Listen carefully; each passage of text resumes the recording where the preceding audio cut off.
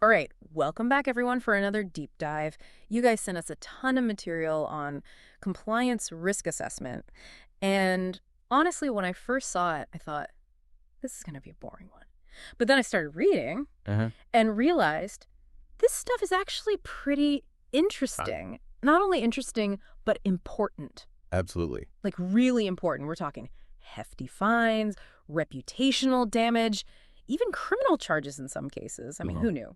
So luckily, we've got, well, I'm not going to give away your title, but let's just say you know your stuff when it comes to compliance. So maybe you can help us make sense of all of this. I'd be happy to. All right, so first things first, what exactly is a compliance risk assessment?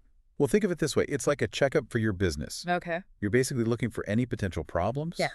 any areas where you might be vulnerable. Vulnerabilities, like what? Well, it could be anything from data breaches Mm-hmm. to environmental violations to, even something as simple as not following proper hiring procedures. Okay, so it's not just about the big, scary stuff. No. It's about making sure you're dotting your I's and crossing your T's across the board. Exactly. And the source material you sent, it outlines 11 steps for conducting this kind of assessment. Yeah, it's a pretty comprehensive framework. And the first two steps, they seem to be all about setting the stage. Right. So step one is defining the scope. Uh-huh. What does that actually mean for, say, a small business owner? It means figuring out which parts of your business you're going to focus on. Okay, so you don't have to assess everything all at once. Not necessarily. You can kind of pick and choose based on what your biggest risks. That's one way to approach it. And then step two is all about identifying the rules, the laws and regulations that apply to your specific business. Right. So how do you even know where to start with that? Well, there are a lot of resources available. You can check with industry associations, government websites, even legal databases. Okay, so it's not like you have to go digging through law books all by yourself. Not anymore. No, there are tools out there to help you. Definitely. So once you've got your scope defined and you know which rules apply, then what? Then comes the fun part. Oh boy, fun. Well, maybe not fun, but definitely interesting.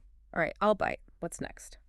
Step 3 is all about mapping out your business processes. Mapping, huh? Yeah. What does that entail? So basically, you're creating a visual representation of how your business works. Okay, like a flow chart. Exactly. Showing how all the different parts connect and how information flows. Exactly. So what's the point of doing that? Well, by mapping everything out, Hmm. you can start to see where the potential risks might be hiding. Ah, I see. So you're looking for those weak points, Right. those areas where things could go wrong. Exactly. So next step. Step 4 is risk identification. So actually putting names to those potential problems. Yes. And how do you go about doing that? There are a few different approaches. You can conduct interviews, send out surveys, analyze data. It really depends on the nature of your business. And I imagine the resources you have available. Absolutely. So let's say you've identified a bunch of potential risks. What happens next? Well, you need to figure out which ones are the most important to address. Okay, how do you do that? That's where steps 5 and 6 come in. You're going to assess the likelihood of each risk happening and the potential impact if it does. So a risk that's very likely to happen, but wouldn't have a huge impact, might not be as high of a priority as a risk that's less likely, but could really damage your business. Exactly. So it's all about weighing those two factors, Yes. likelihood and impact, to figure out where to focus your efforts. Exactly. And once you've got your risks prioritized, Mm-hmm. then you need to take stock of your existing controls. That's step 6. Controls meaning what? Controls are basically anything you have in place to mitigate those risks. Okay, so like policies, procedures, Right. training programs. So you're looking at what you're already doing and seeing if it's enough Exactly. to effectively manage those risks. Right. And if it's not. Well, that's where things get even more interesting. I can't wait. We'll dive into that in part 2. All right, sounds good. So, we were talking about existing controls. Yeah. And how important they are. Making sure they're actually effective, not just gathering dust on a shelf somewhere. Right. But earlier you mentioned limited resources, especially for smaller businesses. Mhm. It's tough to balance everything, right? It definitely is. So how do you decide where to focus your compliance efforts first? Well, one really helpful tool is the risk assessment matrix. Oh, yeah, we talked about that briefly in part one. Right. It's a way to visualize the risks, right? Exactly. Kind of helps you see the big picture. It does. So remind us, how does it work? Well, imagine a chart Okay. with two axes. All right, I'm picturing it. One axis represents the likelihood of a risk happening, and the other axis represents the impact if it does happen. So you're basically plotting each risk on this chart Exactly. based on those two factors, likelihood and impact. And this creates a visual representation of your risk landscape. So the risks that are both highly likely and would have a big impact, those are the ones that end up in the danger zone. Right, those are the ones you want to prioritize. The red alert risks. You got it. So it's not just a random list of risks anymore. It's a way to really see which ones are the most critical. Exactly. And you mentioned this is customizable. It is. So a small business might have a very different matrix than, say, a multinational corporation. Absolutely. Okay, so we've got our risks mapped out and prioritized. What's next? Well, then we move on to step 7. Identifying control gaps. Yeah. So what does that mean exactly? It means taking a hard look at your existing controls. The policies, procedures, all that stuff. Right. And seeing if they're actually doing their job. Are they strong enough to mitigate those risks we just identified? That's the question. And I'm guessing sometimes the answer is no. Sometimes, yes. What happens then? Well, that brings us to steps 8 and 9.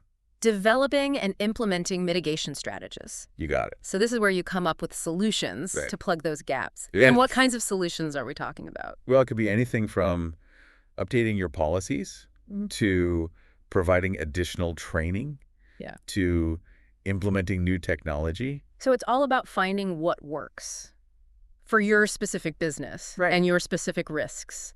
It sounds like this is where things can get pretty creative. It can be. You have to think outside the box sometimes Definitely. to come up with effective solutions. It's not always easy, Yeah, I bet. but it's important to remember this is an ongoing process. You don't just fix it once and then forget about it. Nope. You have to keep monitoring, adjusting, making sure those controls stay effective. Right. It's like a continuous improvement loop. Exactly. So we've identified the risks, we've assessed our controls, we've developed and implemented mitigation strategies. What's left? Well, we need to make sure everyone's on the same page. Communication. Exactly. Reporting and communicating your findings. So who needs to know about all of this? It depends on the size and structure of your organization, but it could include senior management, legal teams, department heads. Anyone who plays a role in managing risk. Right. And how do you share this information effectively? The key is to be clear and concise. Use plain language. Avoid jargon. No one wants to read a 100-page report filled with technical terms. Exactly. You want to make it easy for people to understand. And to act on the information. So it's not just about reporting for the sake of reporting. Right, it's about driving action. So let's say you've done all of that. You've gone through all 10 steps. Can you finally relax and say, okay, we're compliant, we're done? Unfortunately, no, compliance is an ongoing journey. Not a destination. Right. Why is that? Well, for one thing, regulations are constantly changing. They are, aren't they? And your business is probably evolving too. New products, new services, new markets. Exactly. All of that can introduce new risks. Right. So it's not a one-and-done deal. No. You have to keep reviewing your assessments, updating your controls, and staying ahead of the curve. Exactly. Step 11. Review and update. So it's a never-ending cycle. In a way, yes. But it's a cycle that's essential for any business. That wants to stay compliant. And avoid those hefty fines, reputational damage, and all those other scary consequences. Definitely. It's almost like you need to build a culture of compliance. Yeah. Where everyone's on board and understands why it's important. Absolutely. Not just because they have to, but because they see the value in it. Right. So how do you actually create that kind of culture? Well, it starts with communication. Okay. You need to make sure everyone understands why compliance matters. The why behind the rules. Exactly. Not just the rules themselves. And it's not just about avoiding penalties. It's about protecting the company, protecting the employees. And even protecting the customers. Right. So it's about connecting compliance to the bigger picture. Exactly. Making it relevant to people's day-to-day work. And you can't just communicate about it once Yeah. and then expect everyone to remember. You have to keep reinforcing it. Right. Make Yeah. it an ongoing conversation. And find creative ways to keep people engaged.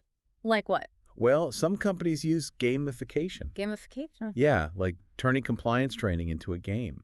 That's interesting. It can be a fun way to learn. And it can help people retain the information better. Exactly. But I imagine it's not just about the training. No, it's not. It's about setting the right example. Definitely. Leadership needs to walk the walk. Absolutely. Not just talk the talk. Actions speak louder than words. And it's about recognizing and rewarding good behavior. Yes. Celebrating those wins. Exactly. So at the end of the day, compliance is about building a business with integrity. That's a great way to put it. A business that does the right thing, even when no one's watching. Correct. Because it's the right thing to do.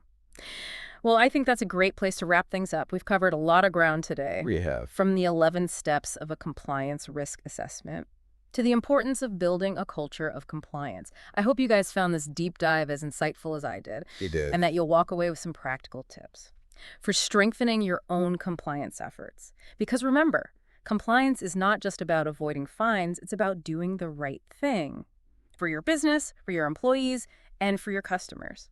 Thanks for joining us, and we'll see you next time for another deep dive.